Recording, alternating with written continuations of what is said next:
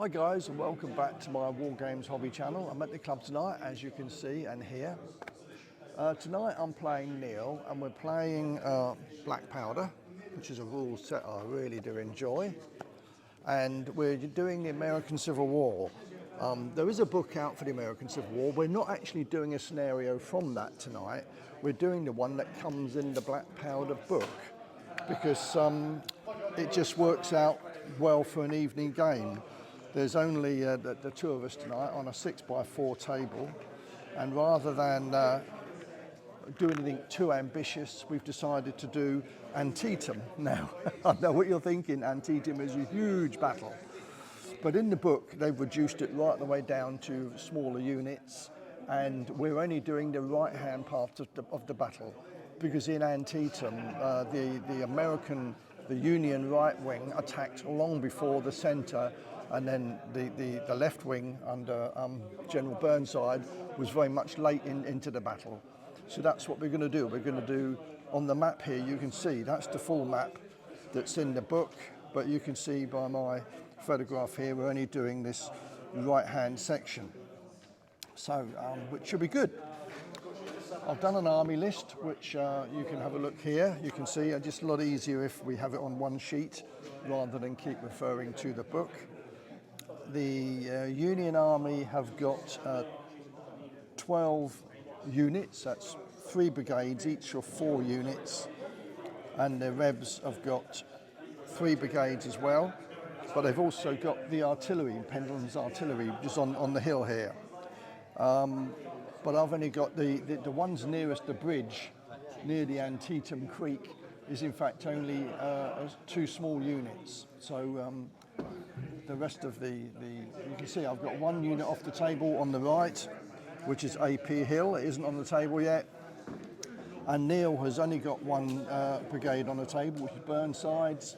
The other 2 are Franklin and Porter. I've got a dice to come on.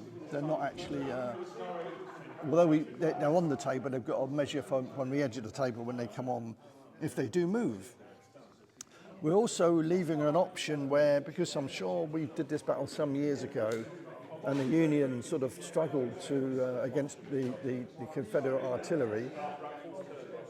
So what we're going to do is, Sumner, who was sort of on Franklin's right, we might use a couple of units from that brigade if we find the Union need it, and we'll dice to see whether they come on or not. We may not use them, we'll see how it goes. Right, so that's it. We're going to see how this battle goes. We're going to dice to see who starts. I don't remember seeing it in the book who does start, although actually the handy thing is I've got to get AP Hill on, so I'd like to get him moving anyway. And Burnside is out of musket range at the moment, so he's got to move up before we get in range anyway, although my artillery is in range. The Rebs have got more artillery. We've got 6 gun models, and the Union have only got 3. So, but they all in the book, they all seem to be the same range, same type. Yeah, we're just going to see how it goes anyway. So I hope you enjoy the game. I'll just do highlights. This is what I normally do, because it's too difficult to record the whole thing. But I will let you know how the game progresses after we've had a couple of moves. So I'll show you the table now. Right, so here's the setup. Here's the Rebs. We're defending the bridge there. We've got the artillery over here. We've got a brigade over there. And we've got another one just about to come on this road here next to my sheets. And then Neil's got the Burnside over there on the table, but the other 2 are actually just off the table at the moment, but they will be coming on, assuming he activates them. And then there's a possibility of 2 other units coming in over there if the Union think they need it. So we'll just see how we get on anyway. Right, so I'll report back when I've got something to tell you. Okay guys, a bit of an update. You can see I've deployed along here. There's a sunken road here, but frankly, unless I'm being attacked from over this direction, it doesn't give me any real benefit. So we're just ignoring the sunken road. They've come out of that and they've deployed right across here, because one of the Union brigades is coming down this road and the other one's going to cross that bridge. So they're just staying there with 1 piece of artillery. The rest of my brigade is coming on over here, but they've not done very much. This one's moved twice now. All these failed to move the second time, so they're still coming on. But the good news for me in the middle is there's been an exchange of fire, and you can notice this unit's been disordered by the musketry from here, and they were here. The artillery didn't do any damage over here, but when I returned fire, I did roll rather well for me, and this unit got 6 hits on it, which is 3 over its shaken limit, and it's done a test and it's broken. So it's actually a broken division. So I'll put a little red sticker on there for Neil to make him remember that is now shaken and it's broken. So it got a shaken sticker as well. So it's not a good start for Neil, because one of Burnside's units is already broken and it can't recover from that. These have failed to come on, and the 2 units in the corner have, but the other 2 on the river haven't yet come on. So at the moment it's going my way, but it is early days. So report back later when I've got more to tell you. I think I forgot to mention we're only doing 2/3 movement and ranges because we're on a 6x4 table and the unit sizes are smaller. We've got all of our normal size units are 16s, and if it's a small unit, then it's 12. So we're doing reduced movement, so the musketry range is 16 rather than 24, and instead of moving 12 inches ago, it's only 8 inches.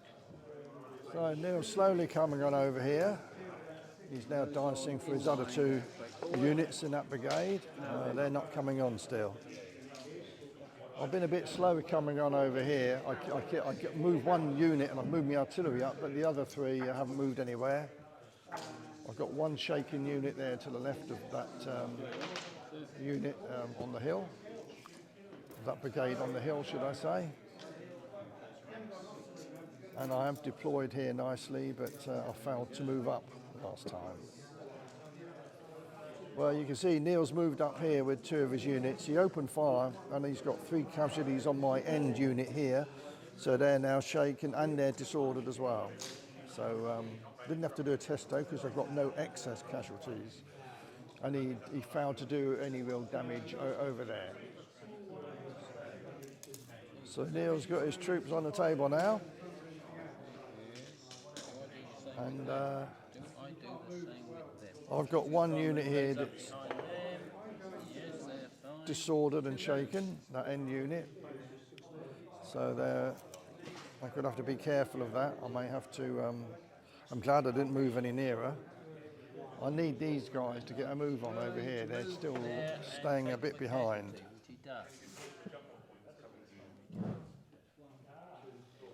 And he's just managed to take a loss off that unit, so it's no longer shaken. So slow progress for Neil, but he is getting there slowly but surely. You're now going to do some shooting. I don't want to block myself though. Or you've got overhead firing. That would be all right firing at that, wouldn't it? They're down there. Oh, are they? Yeah, the line's down there. So can't I see them from here then? I think that counts overhead. Yeah, I get a -1 for doing that, I think. I think they'll be both overhead at long range, yeah. Yeah, cannon shooting overhead, it'd be -1. Right, so these are going to try and go in that gap. Yeah.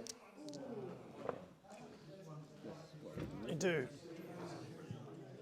Right, I'm going to do some shooting. Right, we can start. Over here first with that nearest unit. Yeah. 2? No, because I'm shaken. So that's -1. I was counting short range. You counting short range? Oh, I see. Yes, absolutely, yes. So it would be 2. So it's 2. Would normally 2, yeah. Would normally, yeah. One save, one not. Yeah. These will have to shoot at those, yeah, okay. 2 hits, one of which is a disorder. 1 dead. We've got some disorder things, there's another one. 1 dead, yeah. Do you want some things or not? No, that was good there. You got loads. Right. So the artillery And the artillery. shoot at that. No, they can. Closest It's a target. skirmish unit. You can ignore skirmish units. Ignore skirmish. Okay, yeah. Yeah, you can. You can. They're not a priority. You see, formed units are. In that case, they can shoot back at you then. Oh yeah. Well, no. What do you mean? Yes. Only if you're in range. These are. Are they? Yeah. No, you can't. So you. What? You can't have it both ways. Well, you can. Oh no, you have to shoot at the nearest target, unless it's skirmishes which you can ignore. Right. Okay. Yeah. So am I Two rolling dice. one or two? Two dice. Oh, Is it within 16? they are. That Just about. two dice. So I missed anyway. Right. So we're coming down the line. These, they're disordered, but you're not close range, so it's 5 to 6s, isn't it? Nothing. These. Threes.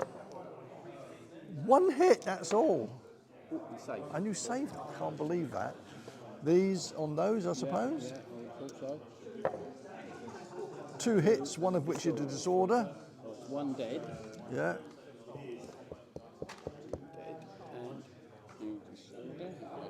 I left the dice. Well, a little update. Over there, Neil's broken because he's got 1 unit's already gone off the table. Another 2 here are shaken. And the unit at the back's still okay, but it's 3 of the 4 units are shaken, so that brigade's broken. But over here, it's a different story. They're swinging around here, and we're going to bring on those 2 extra brigades, but he's got a dice for them to see whether they come on over this part of the table. Over there, I'm looking a little bit more dicey. I've got 2 units that are shaking at the moment, so I could be in trouble there. Okay, so I think, as we've already agreed, those over there have gone. Neil's lost Burnside's brigade over there, they're withdrawing, so I've won that side. But over here, the exact opposite's happened. These 2 units have broken and gone off the field. They're already shaken, which means that brigade is broken. And Neil's swinging round here very, very nicely. So I've got to redeploy to try and defend this part of the table now. These are going to have to run away in my turn. So yeah, I've got to try and, I really need this unit to move up, and I need this artillery to turn and face the oncoming onslaught from the Union right wing. And I need to redeploy these as well to come over here to try and defend this part of the battlefield. So it swings and roundabouts. Neil's lost a brigade and I've lost one. Right, report back soon. So just as a reminder, these 2 units are a part of a broken brigade, so they're falling back. They're going to be leaving the table in a minute. I've got 1 unit here, which is recovered now, and it's still okay, but that's the only unit from that brigade. And then this unit and this unit and this unit in this unit is all part of 1 brigade. I'm trying to swing them round, so I'll form a defensive line here. I've got my 3 units of artillery up on the hill here, and I've got 2 more artillery here that don't have a target now, so I should be able to form a nice defensive position there. And Neil's got to come forward with his 1 brigade in the distance over here, because this other brigade has lost 1 unit already, and that one's looking a little bit lonely. So it's swung round. I've won the right flank, or my right flank, and Neil's won his right flank. And now I'm just redeploying, or trying to. No. Right, shooting.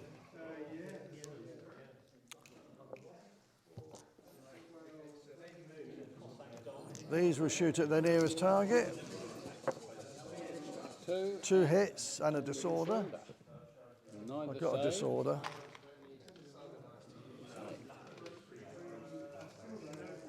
These will shoot at the nearest target. 2 hits. 1 saved. This artillery will shoot at that one. Yep. Must be 2 dice now, mustn't it? No, it's over. Ooh, over 16, so it's 1 dice. 1 over. Nothing. So they'll be over. They'll be over. Nothing. And the same with that one. One hit. -1 because you're shooting overhead. Yes, so don't count then, does it? And that one can shoot at your artillery. 4. Skirmish target. That's right. That's it. You'll go. Nearest target. Yeah, this thing's got to be there. Just a smidgen nearer. One hit and it's order.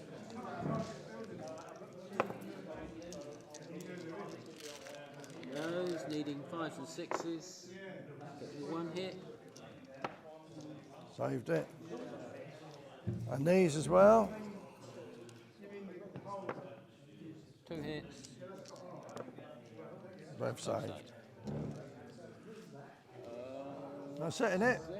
Okay, so the update at the moment is Neil's lost his brigade that was here because I shot him to bits. This is the 2 units that came on the edge of the table to give the Union a bit of a chance, which is quite handy because they've not taken any casualties yet. They're in trouble, they're shaken and disordered. That's a part of this brigade, and this one over here. So they're still okay at the moment, but he's got 4 units facing 2, one of which is shaken, so I could be in trouble there. My artillery are being very ineffective, they're not doing much damage at all. So it's pretty close at the moment. Neil's go. Okay guys, well we've called it a draw, and I'll tell you what happened here. I lost 2 units here, they went. They got a bit outnumbered. But this brigade charged the guns, but they fired at him at close range, or closing fire, and then he rolled a very bad morale test, because I got excess casualties on him, got 3 hits, he already had 2 anyway, so they run away. So we called the game a draw, because he's only got, this is the extra 2 units that came on. We agreed that if the Union found it hard, we would let them bring on 2 more units from another brigade that was in fact over this part of the battlefield and wouldn't normally take part in this scenario. But we always felt that the Union had a tough nut to crack. So those 2 came on, and had they not come on, the game would have ended a little while ago. The Rebs would have held them, because 2 of the 3 Union brigades were broken. But with those 2 coming on, it kept the game going. But with that unit falling back, this one's okay, and these 2 are okay, although they're a long way away now from their commander, so they haven't moved for a little while. And I've still got a brigade of 2 units, and I've still got these guns on the hill, and we've called it a draw because we just don't think it'd be silly to go on any further, really. I think the Union have done enough to earn a draw with those 2 units coming on, and the Rebs really are not in any position to do much more. I keep failing to move these units here. They haven't moved for about 4 or 5 moves now, and they haven't either. They've just stood there because I keep failing to activate them. This unit here is the last unit that was on the hill with the artillery, and they are shooting. Well, these are not shooting, the artillery are, but they're not doing any damage at all. So if I could have moved these 2 big units and brought them in here earlier, I might have been able to throw in back earlier, but they've just been sat there doing absolutely nothing. The saviour of today for me was the artillery. Once these artillery could open fire, they were causing heavy casualties to the Union coming in. But they did do enough to push the 2 units that were here out. But now they've both got casualties. We've decided a draw is the fair result. So as a game, it worked quite well. I think in this game, if you have it, what we started with from the book, I think it's really tough for the Union to succeed in winning. So that's why that decision to have the 2 extra units coming from the brigade that's off the far end of the table would have worked. I don't think you could count the whole brigade coming on, because there's another Confederate brigade over here that would probably be able to stop them. So we agreed that 2 units out of the 5 from that brigade off the table would come on, and I think that was the right move. It made a bit more of a game of it. We did play this scenario some years ago without those extra 2 units coming on, and the Rebs just managed to hold easily, and we wanted to make it more of a game, so that was, I think, the right decision. So there we go. It was an interesting game. It went on. It's now 20 past 9, so we played for about 2.5 hours, and it was good fun. Yeah. So that's it. I'll edit it, and we'll see you on the next one.